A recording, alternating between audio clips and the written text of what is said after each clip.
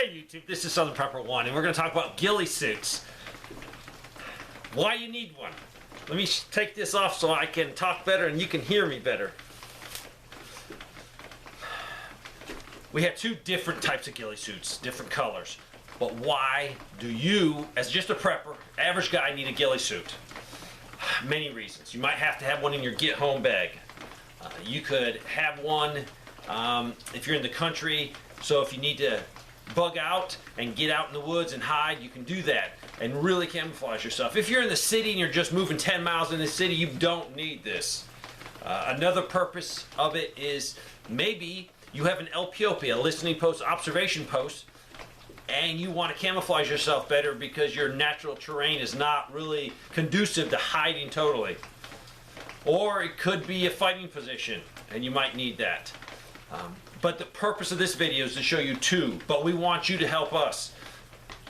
Get online, it could be at anywhere I can order it online, and don't pick an expensive one, but pick something that $50, $60 that people can afford to buy, and I'm going to test them. We're going to modify them. We're going to do our best to make that the best ghillie suit. It's not going to be as good as what my son wears, not at all. His has a standard because of his job.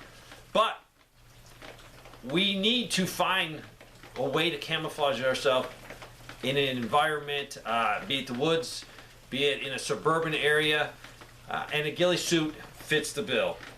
So let's cover some pros and cons. So send me links. If I can order at Amazon or Cabela's or wherever, and I'm going to spend a little bit of money, and we're going to really evaluate, so that will help everyone. Let's cover some pros. Okay, some of the pros on these pre-made ones is definitely the price point. They're pretty affordable on Amazon, so that's a pro to them. If you build one like mine, I'm gonna have hundreds and hundreds of dollars into building one.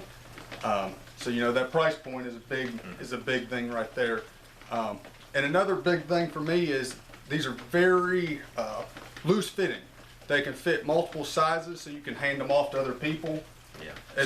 So if you have a position, an LPOP or something, you can leave this in that area. So if you change guards or change people, you just swap out. Very easy to swap out. These things are buttoned and get in and out very easy. A neat thing, like he says, you put over clothes. I could have a rain suit on. I could have some really warm clothes underneath this, and I can get this on.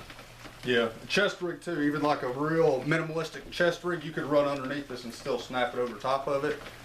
So that's something to think about too. Versus building one the way I build mine, it's to my size, so I wouldn't be able to hand it off to somebody else. What he's saying is I'm fat and I wouldn't be able to get in this suit. I didn't say that. But. As you can see, the snaps, man, really quick. So if you are bugging out, I bet you if you practice a couple minutes, you can go from civilian clothes to fully camouflage. It definitely will break up your silhouette. Yeah. Definitely. Let's talk about some cons. Some of the cons for me definitely is you can't crawl in them. You're not going to be able to stalk and low crawl through the woods. They're very thin, breathable material. I don't know if you can see that, but it's not going to be durable for crawling. They're going to rip apart and shred. So that is kind of a con. If you wore this to sniper school, it would last about 30 seconds doing your first crawl. It will be snagged, it will fall apart. Let's look at the colors. This one's really light. This one has black in it, different greens, and really go by your environment. You could be in Florida, you could be in Oregon, you could be Delaware. You need to figure out what works best for you when you think you're going to be operating. Exactly, and we have not modified yet. These are right out of the box. We are going to do some modifications to both of them because this is a little too light for our environment and this one's a little bit too dark for our environment. So we are going to do some modifications to them. Yeah. These would go great in your ruck. And you can pull them out, put them on quickly, probably in 2 minutes, and then you can really hide from someone, especially if you modify the colors. These are like 50, 60 bucks compared to building your own. That is unreal how much money and time you have to put into it. So what can we do to improve these for the average guy out there? Well, there's too much jute. The rule of thumb is 30% artificial, 70% natural vegetation.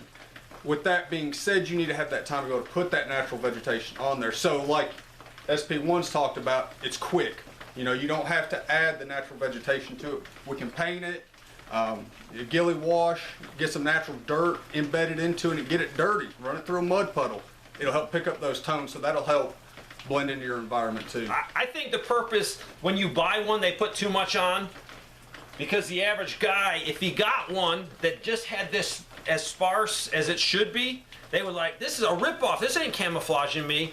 So I think that's why they put more on, because they're thinking you're not going to put any natural vegetation on. To me, yeah, in an emergency that might work good, but still, you need to be able to add vegetation of your environment. Now, as a real sniper, you're working whatever you're doing, you might be putting camouflage material on this, and 100 yards, 200 yards, you could change environments. Literally, you change environment, and what do you got to do then? You got to re-veg. I mean, you can change environments 3-4 times in 200 meters.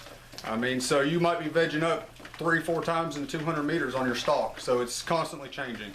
Yeah, because if you don't and you go into a different environment with the material from the old environment on, you're going to be in trouble. So you might have to take that into account, and that's why there's so much material on here. And if you're bugging out trying to get home, you're probably not stopping to change vegetation, because these suits are not for crawling. These are for walking. You see problems, you need to camouflage, you can get down. If you just lay down with this on, it's a lot better than having no ghillie suit on. How could they put, because these aren't made like yours, how could they add vegetation? What do you think improvements could be? You could definitely add some hair bows, just the natural tone hair bows, and you could tie them in up here to the jute at the base of it, be able to loop onto your natural vegetation. Spray paint. We can change the colors drastically with both of them with adding some spray paint. So, what you need to do, I have a few $100s set aside for this. If I can buy 2 or 3 more, we take these. So send me links, please. If you're thinking about buying one and you're like, hey, is this any good? Send me a link. We'll buy it. We'll show it to you like it is. Then we'll modify it. So you're all set to go. I hope this helps. Thanks for watching.